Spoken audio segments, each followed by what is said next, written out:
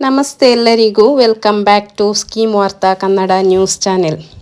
ಗೃಹಲಕ್ಷ್ಮಿ ಯೋಜನೆಯ ಬಾಕಿ ಹಣದ ಬಿಡುಗಡೆ ಮತ್ತು ರೇಷನ್ ಕಾರ್ಡ್ನ ಹೊಸ ನಿಯಮಗಳ ಕುರಿತು ನಾನು ಈ ವಿಡಿಯೋದಲ್ಲಿ ತಿಳಿಸ್ಕೊಡ್ತಾ ಇದ್ದೇನೆ.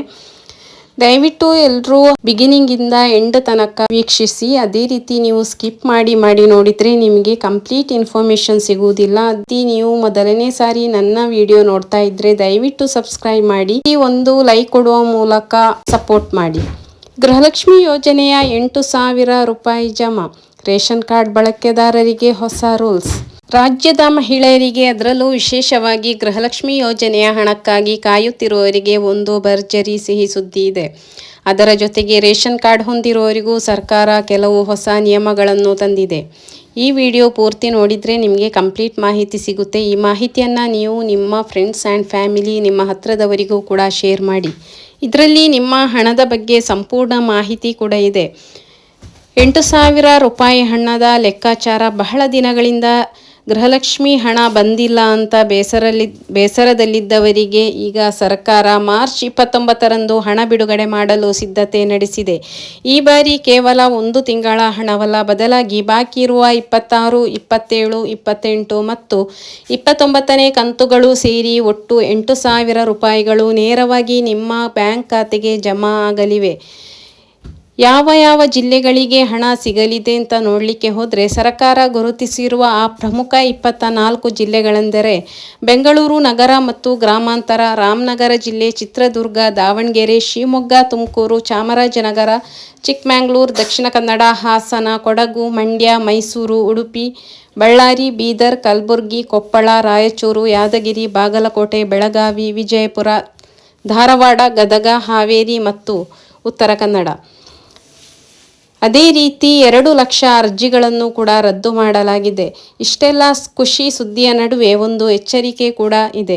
ಸುಮಾರು 2 ಲಕ್ಷಕ್ಕೂ ಅಧಿಕ ಮರಣ ಹೊಂದಿದ ಫಲಾನುಭವಿಗಳ ಹೆಸರನ್ನು ಪಟ್ಟಿಯಿಂದ ತೆಗೆದುಹಾಕಲಾಗುತ್ತಿದೆ. ಇನ್ನು ಮುಂದೆ ನೀವು ಬದುಕಿದ್ದೀರಿ ಎಂಬುದಕ್ಕೆ ಜೀವಂತ ಪ್ರಮಾಣ ಪತ್ರ ಅಂದರೆ ಲೈಫ್ ಸರ್ಟಿಫಿಕೇಟ್ ನೀಡುವುದು ಕಡ್ಡಾಯವಾಗಬಹುದು. ಅಧಿಕಾರಿಗಳು ಮನೆಗೆ ಬಂದು ಪರಿಶೀಲನೆ ನಡೆಸಲಿದ್ದಾರೆ. ಇನ್ನು ರೇಷನ್ ಕಾರ್ಡ್ನ 3 ದೊಡ್ಡ ಬದಲಾವಣೆಗಳನ್ನು ನೋಡಲಿಕ್ಕೆ ಹೋದರೆ, 1,50,000 ಹೊಸ ರೇಷನ್ ಕಾರ್ಡ್ಗಳಿಗೆ ಅರ್ಜಿ ಸಲ್ಲಿಸಲು ಅವಕಾಶ ನೀಡಲಾಗುತ್ತಿದೆ. ಬೆರಳಚ್ಚು ಮ್ಯಾಚ್ ಆಗದಿದ್ದರೆ ಈಗ ಮ್ಯಾನ್ಯುವಲ್ ಆಗಿ ಎಂಟ್ರಿ ಮಾಡಿ ರೇಷನ್ ನೀಡಲು ಕೂಡ ಸೂಚಿಸಲಾಗಿದೆ. ಇದು ಕೂಡ ಈ KYCಯ ಸಮಸ್ಯೆಯನ್ನು ಬಗೆಹರಿಸುವಲ್ಲಿ ಒಂದು ಪ್ರಮುಖವಾದ ಹೆಜ್ಜೆಯನ್ನೇ ಸರ್ಕಾರ ಇಟ್ಟಿರುವುದು ಅಂದರೆ ತಪ್ಪಾಗಲಾರದು. ಇನ್ನು ಅಡುಗೆ ಕಿಟ್ಟಲ್ಲಿ ಕೇವಲ ಅಕ್ಕಿ ಮಾತ್ರವಲ್ಲದೆ ಮುಂದೆ ಅಗತ್ಯ ವಸ್ತುಗಳಿರುವ ಅಡುಗೆ ಇಂದಿರಾ ಕಿಟ್ ಸಿಗಲಿದೆ. ಹಣ ಬರಬೇಕಾದ್ರೆ ಇನ್ನು ಪಾಲಿಸಬೇಕಾದ 5 ನಿಯಮಗಳು ಅಂದರೆ ಈ KYC, ಆಧಾರ್ ಕಾರ್ಡ್ ಲಿಂಕ್ ಆಗಿರಬೇಕು. ಇನ್ನು ರೇಷನ್ ಪಡೆಯುವುದು ಸತತ 3 ತಿಂಗಳು ರೇಷನ್ ಪಡೆಯದಿದ್ದರೆ ಕಾರ್ಡ್ ರದ್ದಾಗುತ್ತದೆ. 15 ವರ್ಷ ಹಳೆಯ ಆಧಾರ್ ಕಾರ್ಡ್ ಆಗಿದ್ದರೆ ಕೂಡಲೇ ಅಪ್ಡೇಟ್ ಮಾಡಿಸಿ.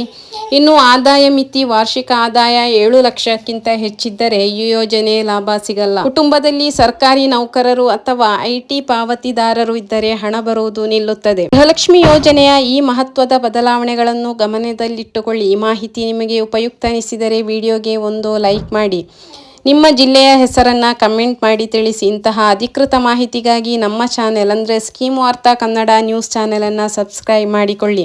ಇನ್ನು ಗೃಹಲಕ್ಷ್ಮಿ ಯೋಜನೆಯ 8,000 ಹಣ ಯಾರ ಅಕೌಂಟಿಗೆಲ್ಲ ಜಮಾ ಆಗಿಲ್ಲ, ದಯವಿಟ್ಟು ನಿಮ್ಮ ಜಿಲ್ಲೆಯನ್ನು ಮೆನ್ಷನ್ ಮಾಡಿ, ನಿಮ್ಮ ತಾಲೂಕನ್ನು ಮೆನ್ಷನ್ ಮಾಡಿ ಕಮೆಂಟ್ ಬಾಕ್ಸಲ್ಲಿ ತಿಳಿಸಿ.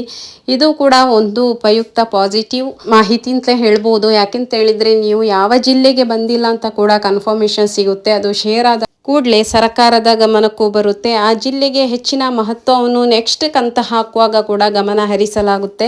ಆದ್ದರಿಂದ ದಯವಿಟ್ಟು ನಿಮ್ಮ ಜಿಲ್ಲೆಯನ್ನು ಮೆನ್ಷನ್ ಮಾಡಿ ಕಮೆಂಟಲ್ಲಿ ತಿಳಿಸಿ. ಅದೇ ರೀತಿ ನಿಮಗೆ ಬಂದಿರುವಂತಹ 8,000 ಹಣದ ಬಗ್ಗೆ ಕೂಡ ನಿಮ್ಮ ಅನಿಸಿಕೆಗಳನ್ನು ಕೂಡ ತಿಳಿಸಬೇಕಾಗಿ ವಿನಂತಿ. ಇನ್ನೂ ಹೊಸ ಅಪ್ಡೇಟ್ಸ್ ಬಂದ ತಕ್ಷಣ ನೆಕ್ಸ್ಟ್ ವಿಡಿಯೋದಲ್ಲಿ ತಿಳಿಸುವಂತಹ ಕೆಲಸ ಮಾಡ್ತೇನೆ. ಧನ್ಯವಾದಗಳು.